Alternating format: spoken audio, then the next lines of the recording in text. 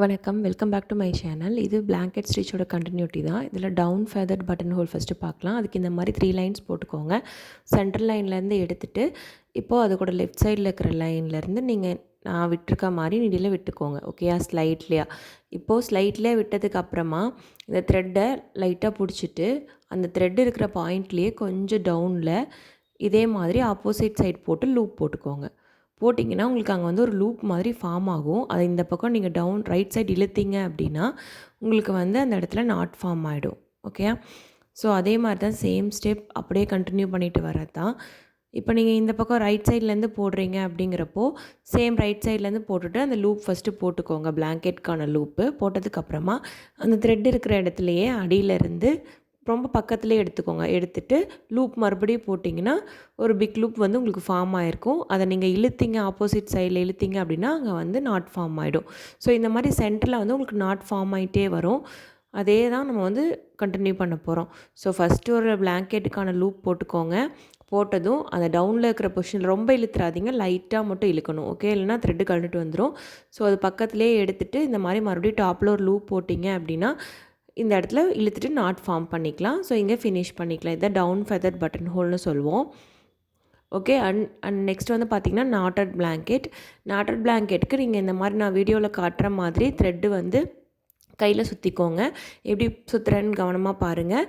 த்ரெட்டுக்கு மேலே கை வச்சு loop form பண்ணுறேன். ஓகேயா? த்ரெட்டுக்கு மேலே கை வச்சு இந்த மாதிரி திருப்பி லூப் ஃபார்ம் பண்ணுறேன். ஏன்னா இதுதான் ரொம்ப முக்கியம் இதில். ஸோ இந்த மாதிரி நீங்கள் லூப் ஃபார்ம் பண்ணிட்டீங்கன்னா நீங்கள் ஆஸ் யூஷுவல் போடுற பிளாங்கெட் மாதிரியே தான். ஸோ இந்த மாதிரி லூப் ஃபார்ம் பண்ணதுக்கப்புறமா இந்த லூப் அப்படியே வச்சுக்கோங்க.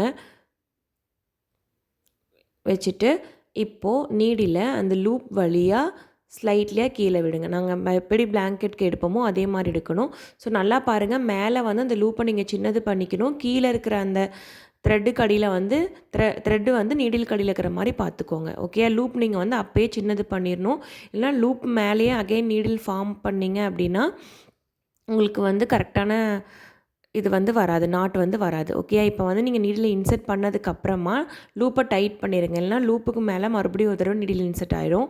ஸோ கீழே மட்டும்தான் உங்களுக்கு அந்த த்ரெட் வந்து நீடிலுக்கு அடியில் வரணும். ஓகேயா? மேலே வந்து நீங்கள் அந்த லூப்புக்குள்ளே மட்டும் ஜஸ்ட்டு நீடில் இன்சர்ட் பண்ணுறீங்க, அவ்வளோதான். இந்த மாதிரி லூப் போட்டதுக்கப்புறமா நீடில் அந்த லூப்புக்குள்ளே இன்சர்ட் பண்ணிவிட்டு அதை வந்து டவுனில் இந்த கீழே இருக்கிற லைன் வழியாக எடுக்கிறப்போ கீழே இருக்க அந்த த்ரெட்டு வந்து நீடிலுக்கு அடியில் இருக்கிற மாதிரி இருக்கணும். ஓகே? நான் உங்களுக்கு புரியுதுன்னு நினைக்கிறேன். ஃபார்ம் பண்ணிக்கோங்க. நீடில் இன்சர்ட் பண்ணுங்கள். அந்த லூப்பை டைட் பண்ணுங்கள். கீழே இருக்கிற த்ரெட்டு வழியாக நீடில் வெளியில் எடுத்துக்கோங்க. அவ்வளோதான். இதுதான் வந்து உங்களுக்கு நாட்டட் பிளாங்கெட். இது எல்லாமே டெக்கரேட்டிவ் பர்பஸ்க்கு தான் நம்ம அதிகமாக யூஸ் பண்ணுவோம். ஸோ அது இல்லாமல் கார்னர் சைட்லலாம் ஃபில் பண்ணுறதுக்கு யூஸ் பண்ணுவோம். ஓகேங்களா? இப்போ இந்த இடத்துல ஃபினிஷ் பண்ணிக்கலாம். இதான் நாட்டட் பிளாங்கெட். அண்ட் ஹேண்ட்வர்க் எட்ஜிங் அப்படின்னா சேம் பிளாங்கெட் டைப்பே தான். உங்களுக்கு 2 வர மாதிரி இருக்கும். பார்த்திங்கன்னா ஃபர்ஸ்ட் வந்து நீங்கள் ஆஸ் யூஷுவல் பிளாங்கெட் போடுற மாதிரி எடுத்துக்கோங்க. ஓகேயா? இது ஒரு செயின் மாதிரி எடுத்துக்கணும்.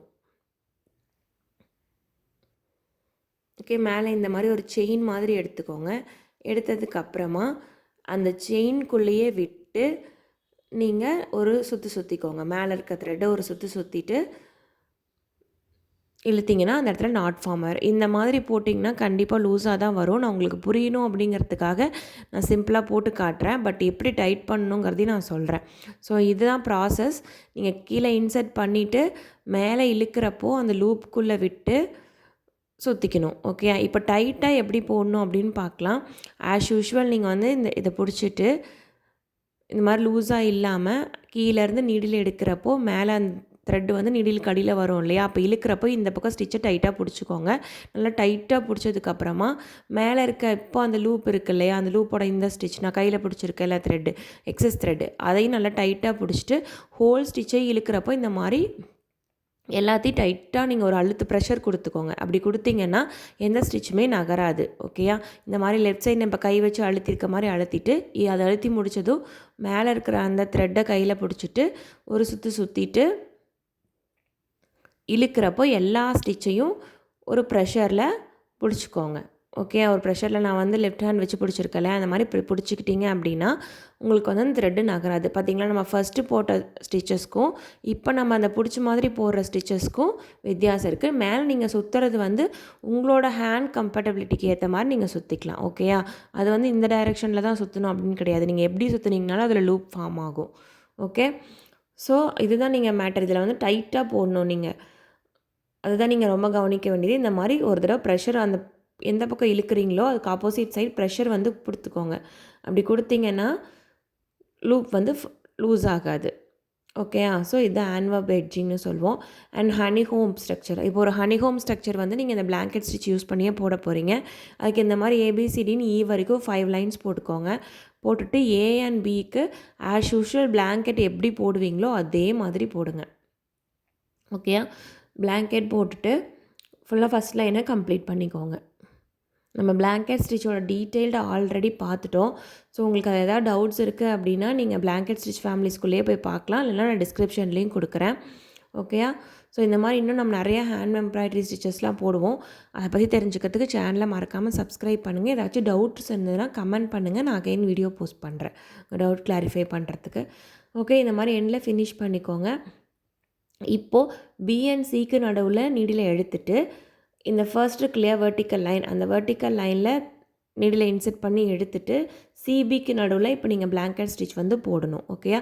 ஒவ்வொரு தடவையும் ஒவ்வொரு வெர்டிக்கல் லைனில் இன்செர்ட் பண்ணிவிட்டு நீங்கள் அந்த 2 லைன்லேயும் காமனாக பிளாங்கெட் ஸ்டிச் வந்து போடுங்க. ஓகேயா? இந்த மாதிரி அந்த வெர்டிக்கல் ஃபஸ்ட்டு போட்ட பிளாங்கெட் ஸ்டிச்சோட வெர்டிக்கல் லைனில் இன்செர்ட் பண்ணிவிட்டு பிஎன்சிக்கு பிளாங்கெட் ஸ்டிச் போடுங்க. ஓகே. இவ்வளோ தான். இதே மாதிரி தான் நீங்கள் என்டையராக போட போகிறீங்க.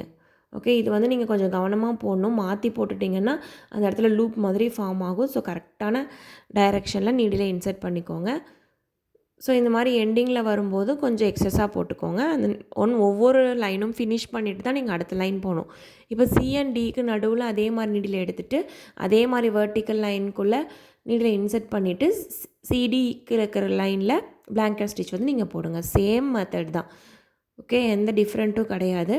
ஸோ சேமாக நீங்கள் எப்படி போடுவீங்களோ அதே மாதிரி போடுங்க பிளாங்கெட்டு. அண்ட் நம்ம எக்ஸ்ட்ரா என்ன பண்ணுறோன்னா அந்த வெர்டிக்கல் லைனில் நீடில் இன்செர்ட் பண்ணிட்டே வரோம். அப்படி போடும்போது அதுக்கு எல்லாத்துக்குள்ளேயும் ஒரு கனெக்ஷன் இருக்க மாதிரி இருக்கும். ஒரு ஹனி ஹோம் ஸ்ட்ரக்சர் வந்து ஃபார்ம் ஆகும். ஓகே. இதுவும் நம்ம ஃபில்லிங்க்கு தான் அதிகமாக யூஸ் பண்ணுவோம். ஆரி ப்ளவுஸில் கூட இந்த ஃபில்லிங்ஸ் இருக்குது. ஸோ இதுதான் ஹனி ஹோம். தேங்க்யூ ஃபார் வாட்சிங்.